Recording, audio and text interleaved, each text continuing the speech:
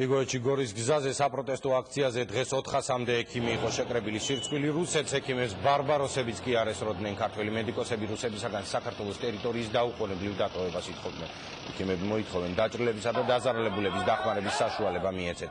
ქართველი ექიმები აცხადებენ, რომ მშვიდობიან აქციებს პერმანენტულად გამართავენ და დახმარებას ექიმთა მსოფლიო ასოციაციებისგანაც მოითხოვენ. Солдаты, идите дома.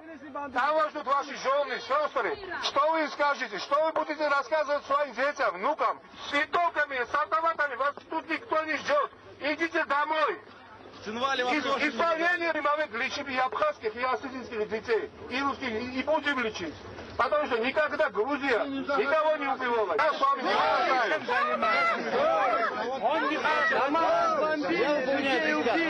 Осетия наша, Осетия это Россия. Кто это сказал? Я говорю. Америка нам, блядь, за вас, и ее, сука, на колени поставим. Какого хрена Америка лезет? Что ваша Грузия? Я на карте не вижу. Да, вот именно, что Россия огромная, такую начали наезжать. Ту историю Грузии никогда ни одного факта нету, что Грузия против мирной населения. Мы бы так просто бы не приехали. Да, до этого тоже не приезжали. Хорошо, давай, Цинваль. Цинваль. Чья Цинваль? Наши. Как ваша? Цинваль, там наши миротворцы стояли. Грузию, на карте видел Грузию. На карте видел Грузию. Мере? Где Цхинваль? Цхинваль отсюда 70 километров. Там были самолетов, да, где-то 3 дня. Что нет?